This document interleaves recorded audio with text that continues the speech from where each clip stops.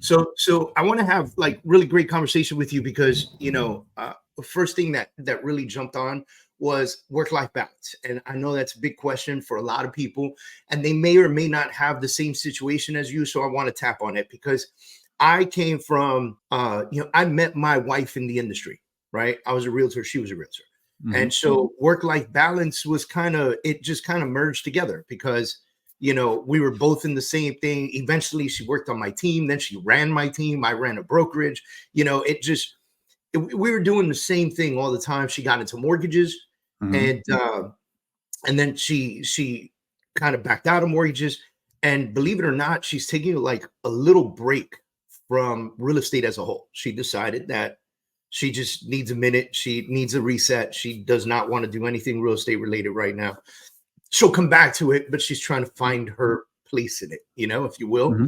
And it's so odd to me because we've been together almost a decade, and I feel like, oh my God, we're not doing the same stuff anymore. Yeah, it's crazy. Definitely blessed to be working together, and it kind of ended up that way. I've been in mortgages since 2007. Started at Countrywide Home Loans back in the day. And then through the ups and downs, I now own my company, started in 2020 in the middle of COVID, and opened my own brokerage. So basically my only concern and customer is my client. And my wife, Cheryl, been together, married 12 years, together 13.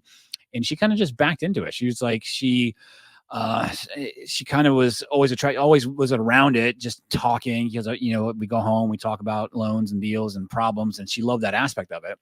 And when I opened up my company in 2020, mortgage brokers can't charge a processing fee. So they have the third-party processing, or TPP. So ordinarily, you either process your own loans or you send it out to a company. And there's nationwide companies that do that. Your bigger brokerages.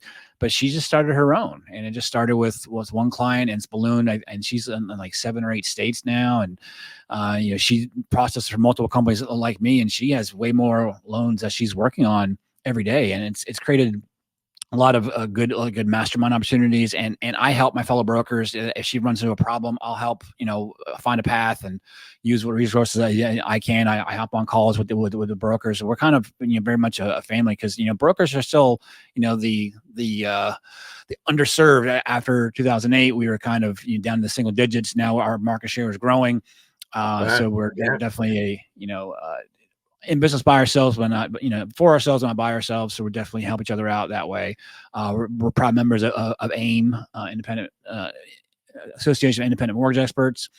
So we definitely do a lot of AIM events together. In fact, and this allows us for work-life balance. We're able to go on conferences together. In fact, we're going to an EPM conference actually, we're going to DC next to advocate for our industry. So she's very much in government affairs, because Cheryl's background is in government. So we definitely, we went last summer to National Mortgage Broker Day to lobby for trigger leads. You know what those are, right? Yeah. So basically break it down anyway, because a lot of our listeners may not. Well, basically, when your credit is pulled, that information is sold by the credit bureaus to multiple mortgage companies, that buy this information and call you. And there's some tactics that are less than reputable, and say, hey, Emmett's office told me to give you a call, and kind of what they want is for you to get a loan application with them, and then kind of steal you away as a client. So that's the way these credit bureaus make money. Is they sell information, and there's zero that we can do about it. There's certain ways we put in the information. I'll load the loan amount. I'll change the phone number. It doesn't matter. They find ways in the information age to find you. And no lie, I've seen, at least 50 to 100 phone calls, and that's not even exaggerating, in 24, 48 hour period. They just blow you up, text you, and say, hey. So we're trying to get legislation passed to prevent the Fair Credit Reporting Act for newer leads. Of course, if you have an existing relationship, to continue that. But, those are certain trips that we're allowed to take together. So this one we're going by ourselves, because we have 4 kids. So, we have a 21-year-old, 29-year-olds, and a 7-year-old. So, and sometimes they come with us. In fact, we're going to another conference in June, and then we're going to go up there. And then right after that, they're going to space camp. So we're able to plan our trips together in the mortgage industry. So she's, going to be a sponsor for her processing company, where she can meet other brokers and expand her business, and for me. So It's definitely a So very blessed.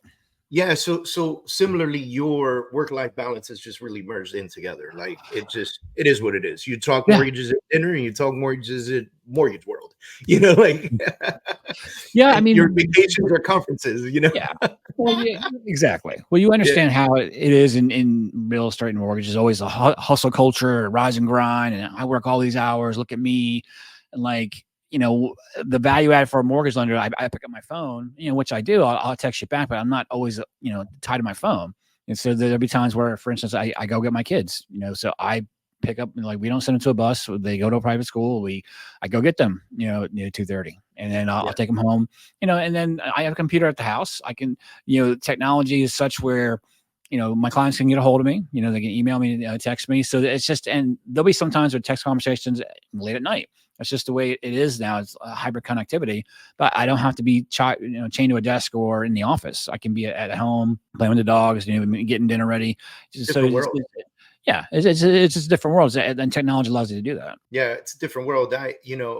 You've been doing this for quite some time, I'm assuming. How long you been in the industry? Since 2007. So Yeah. So you've been in it for a minute.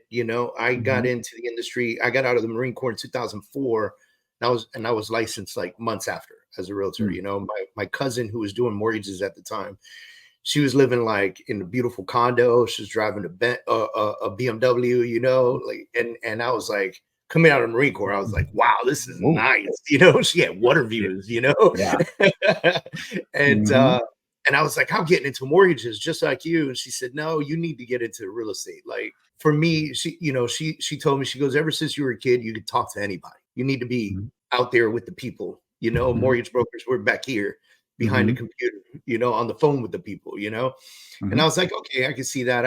I don't like being stuck in my office all day. I want to be out and about. Mhm. Had enough of being stuck Mhm. in places in the Marine Corps. So Mhm. you like you know. Yep. Mhm. So it's interesting that you bring it up like that. I want to ask you a question because every time I get a veteran on here, um, I like to ask this question. How long were you in service? 4 years. 4 years. 4 When years you got active, 4 years as a cadet, so technically, but 4 okay, years active. all right, and then when you got out Mhm. of the army, what was your transition back to civilian world? I got out in May of 2001, so it was Okay, before 9/11. So it was a much different world. We didn't even know it then. So it was a peacetime army. So a transition out, I thought it was relatively routine. Terminal leave. I interview with a lot of junior military officer firms, that military recruiting firms, and you have those interviews leading up to it. But ultimately, I found a job here in Port St. Lucie, with Liberty Medical. Back in the day, they had the old Wilford Brimley commercials. So it's just that everybody in town seemed to work there, and that's kind of, I transitioned pretty regularly to a new okay. position. So it wasn't that difficult because I know for me it was tough. I think for me, it was I did 9 years and coming out and moving to Miami out of all places Hmm. where there's no real military presence, Right. and you're so almost a decade accustomed to military life. Hmm. And then you come out to civilian world into a city that really doesn't have a military presence or military life. And it was tough for me. Like I did not like people for a long time. I couldn't understand things like why people didn't show up on time. I couldn't Yeah. understand like why you had to pat people on the back for doing what they were supposed to do. Like Yeah. it was a difficult ride for me. But I obviously picked up on it.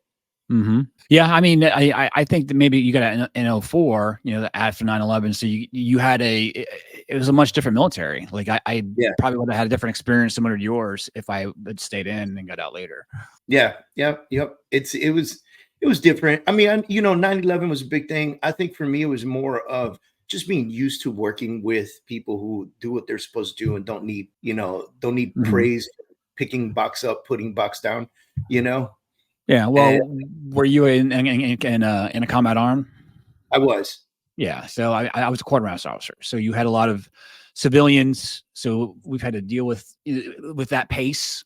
So Okay. it wasn't like, so I always thought it was far easier to be in a combat unit because everyone was the same and you had a similar mission. Whereas in a supply unit, it's a little bit different. You have multiple types of people. So that's just what my normal was. So I guess Okay. that helped ease my transition out. Yeah, fair enough.